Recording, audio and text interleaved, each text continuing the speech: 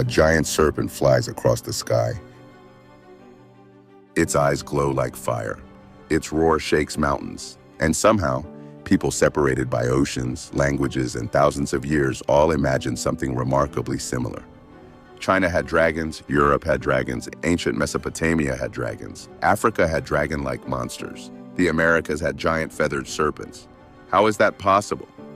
Because dragons may reveal something unexpected, not about monsters, but about the human mind itself. The answer matters because dragons might be one of the greatest clues to understanding human psychology. Why do certain fears appear everywhere? Why do people who never met tell similar stories? And why does a creature that never existed continue to dominate movies, books, games, and myths today? To understand dragons, we first have to travel back to a time when every shadow could kill you.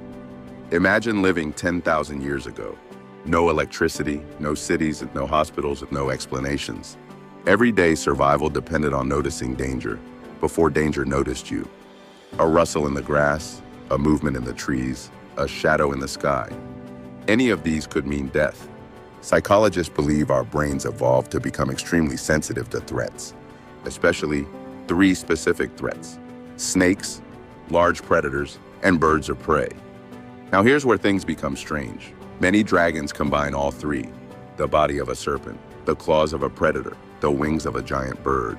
It's almost as if humanity combined its deepest ancestral fears into one creature.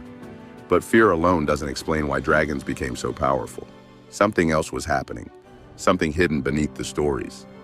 In many myths, dragons are not just animals. They represent chaos itself. In ancient Babylon, heroes battled dragon-like beings connected to disorder. In Europe, dragons guarded cursed lands and treasures. In China, dragons controlled storms, rivers, and the forces of nature. Different cultures, different stories, yet the same pattern appears again and again. The dragon stands between humanity and safety, between order and chaos. Think about it. Floods destroy villages, droughts starve kingdoms, storms wipe out entire harvests. To ancient people, nature often felt alive.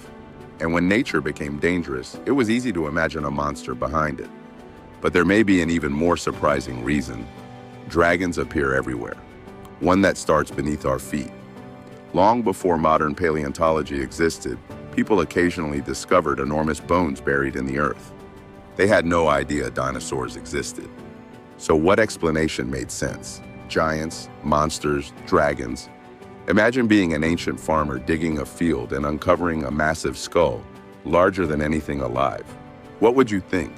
Many historians believe fossil discoveries may have influenced dragon myths around the world. Without science, these bones look like evidence that legendary creatures once walked the earth. And in a way, those discoveries may have reinforced stories that already existed. But even fossils don't fully explain why dragons still fascinate us today. The final answer lies inside the human brain. Look closely at almost every dragon story. The hero faces something terrifying. A monster, a beast, a seemingly impossible challenge, and then they overcome it. The dragon is rarely just a dragon. It becomes a symbol of fear, doubt, chaos, greed, the unknown. Humans often transform invisible fears into visible images. It makes fear easier to understand and easier to fight. That's why dragon stories never disappear, because every generation has its own dragons. For some, it's failure. For others, it's loneliness. For others, it's uncertainty about the future. The monster changes, the struggle remains the same. So why did nearly every culture invent dragons?